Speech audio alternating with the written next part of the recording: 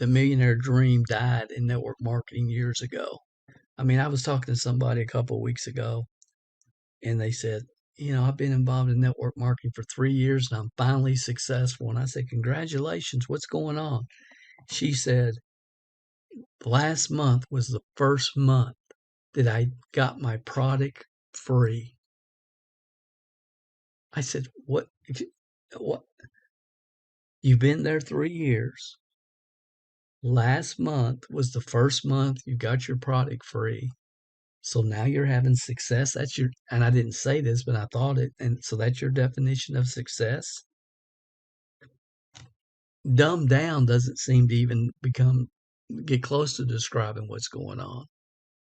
The opportunity must give a newbie the opportunity. Now, newbie, I'm talking about somebody who's never done network marketing, like Carlos.